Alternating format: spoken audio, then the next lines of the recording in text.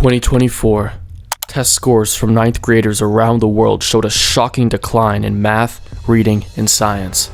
But this drop isn't just in test scores.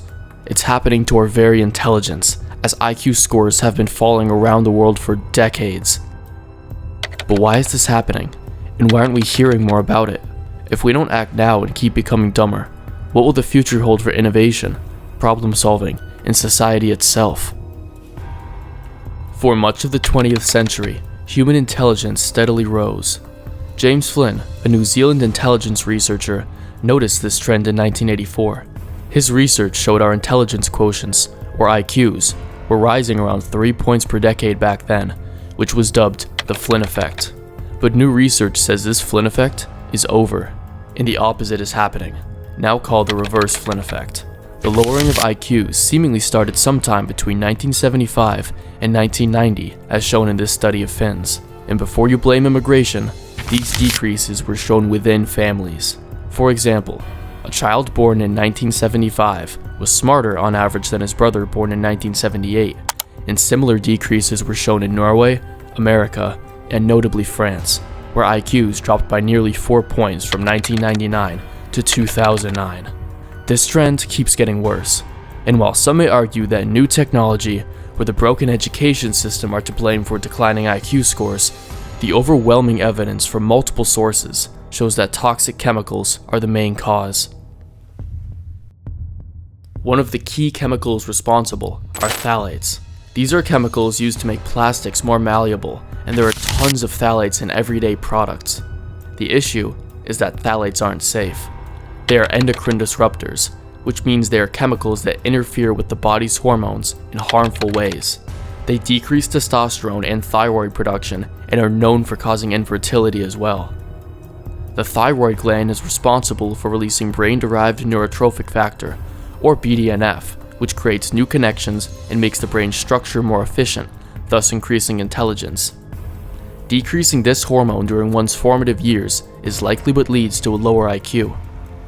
You and I were both exposed to these chemicals, which have undoubtedly altered our lives in significant ways.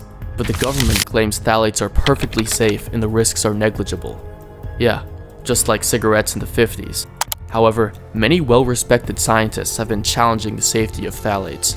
One heartbreaking study showed that mothers with higher phthalate levels had children with IQs 6 to 8 points lower. And this is while accounting for other variables that can affect IQ, such as parents' income level and educational attainment. These scary results shocked the scientists, and the data showed that the average American has likely lost around 5 IQ points to phthalates, with Europe showing similar decreases. This has been confirmed by tons of other studies and is now largely recognized in the scientific community.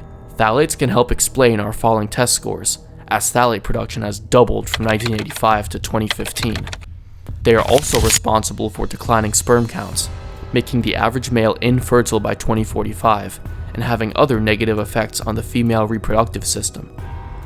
Now, we can't go back and fix ourselves, but we can make sure our children aren't exposed to phthalates, right? Well, phthalates are in everything. Wall coverings, flooring, vinyl, shampoo, lotion, perfume, packaging, scented products, receipts, and much more. Your clothes, the chair you're sitting on, even the device you're watching this on, probably have phthalates. If it's made of plastic, chances are it has phthalates, as they are what makes plastics bendable. You almost can't get away from these. And there's a dirty little secret. Politicians are funded by oil companies like ExxonMobil and Chevron, so they won't do anything about this. Plastics are made from oil, so these companies stand to profit from spewing toxic chemicals into the environment and causing the world massive harm. Another type of toxic chemicals lowering our intelligence are flame retardants. In 1975, these were mandated in all furniture and beds in California to prevent household fires, primarily due to smoking. They are also widely used in children's pajamas, clothing, electronics, building materials, and textiles. Because California is such a big market, every company started adding these toxic chemicals into their furniture, and others followed suit, adding these chemicals to other items. They ended up poisoning the entire country and any other countries with the misfortune of purchasing American products. The saddest thing is children. who are the most vulnerable to flame retardants, were the ones ingesting most of them. Flame retardants often end up in dust particles, which land on the ground, and since children and babies are lower to the ground, they consume twice the amount of dust adults do. They are also more likely to put things into their mouths, which results in more of these chemicals entering their bodies. The results of flame retardants are disastrous in terms of IQ. There is a common flame retardant called PBDE, and a 10-fold increase in PBDE concentration was associated with a 3.7-point decrease in IQ, and PBDE concentrations have gone up more than 10-fold in recent years. They also block thyroid production and have similar effects to phthalates. PBDE is also associated with higher rates of ADHD, and these chemicals are known carcinogens. California lawmakers eventually banned PBDEs after realizing their mistake, but companies now use alternative chemicals that are functionally the same, but are legal to use. As recently as 2023, new flame retardants were found in breast milk, showing these laws had virtually no effect, and children are still suffering with these toxic chemicals even today. As a children's environmental scientist said, these flame retardants will stay around and are detectable in all of us in the US. The last chemical, and probably the most controversial, is fluoride. Fluoride has been used in drinking water since the 1950s, but it took until the late 60s and early 70s for most fluoridation to occur, coinciding with the decrease in IQ. This practice started because scientists discovered those living with naturally fluoridated water had lower rates of tooth decay and cavities, so adding fluoride to the water seemed to improve oral health. Little did they know that this would lead to terrible consequences later. Europe didn't fluoridate their water, but due to fluoridated salt, milk, and toothpaste, most European countries are consuming around an extra 1 milligram of fluoride daily, while the US gets around 1.5 milligrams.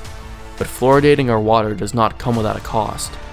Fluoride builds up in the teeth, but it also builds up in the pineal gland of the brain, resulting in calcification, or the buildup of corpora arenacea. Many neurodegenerative diseases are associated with calcification, including Alzheimer's, autism, migraines, chronic primary insomnia, and stroke. The exact reason for why fluoride decreases IQ is not understood, but it is likely to do with fluoride calcifying the pineal gland, which regulates the sleep-wake cycle, resulting in worse sleep. Studies have shown for every 1 milligram increase in fluoride consumption in pregnant mothers, the child's IQ was 3.7 points lower. Looking at the overall effects of these three chemicals, phthalates decrease IQ by an average of 5 points, flame retardants by 3.7 points, and fluoride by 4 points. This leads to a total IQ decrease of 12.7 points for the average person, nearly a whole standard deviation. Now, there were toxic chemicals in the past which decreased IQ, such as leaded gasoline, but the combination of these three substances far outweighs the IQ loss from lead, at around 6 points at its peak, explaining the plummeting test scores. But these issues are fixable if governments could get their acts together. The rise of mindless short-form content is likely lowering IQs too, due to the general mindlessness and taking away time from reading and exercising outside, which are both good for intelligence. However, TikTok and short-form content are so new that there isn't any evidence yet. There is one other seldom mentioned reason for decreasing IQs, and that is less intelligent people having more children, or dysgenic selection. This is a highly controversial topic, and I'm not advocating for any particular solution, but simply reporting the facts. Dysgenic selection is natural selection gone wrong. Survival of the fittest turns into reproduction of the least fit, and the population selects for traits that are deemed bad by society. This is happening right now with intelligence, as less intelligent people are having more children than intelligent people. This intuitively makes sense. We've all heard the stereotype about less intelligent couples having tons of kids, and highly intelligent couples waiting until they're old and having maybe 1 or even 0 kids. And this stereotype is generally true. Less intelligent people do have more children.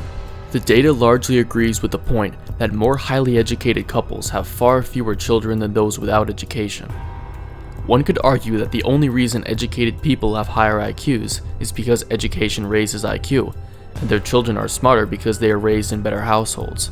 While it is true that IQ can be increased through better education and a better environment, there is still a large genetic component, and it is about 50%. The science has shown that the genes associated with higher intelligence are also associated with lower fertility, meaning more intelligent people have less kids, and intelligence is being selected against. The current estimates put this rate of dysgenic selection at around 0.2 IQ points per year. This doesn't sound like a lot, and it does not explain much of the decline over the past 20 years, but this is a massive cause for concern in the future. Assuming this trend holds, the average person in 125 years will be intellectually disabled compared to people now, leading to the plotline of idiocracy coming true. A society where the average person is intellectually disabled will barely be able to function. Imagine who they will vote for and what propaganda they will fall for. We're already seeing the level of our political discourse devolve into ego-driven nonsense. There will only be a few thousand people worldwide capable of making great scientific advancements, and many of them will elect to live a leisurely life or manipulate the masses instead of using their intellect for good. But what does this mean for our future? If the brightest minds among us are dwindling, how will we tackle complex challenges like inflation, affordable housing, and drug addiction?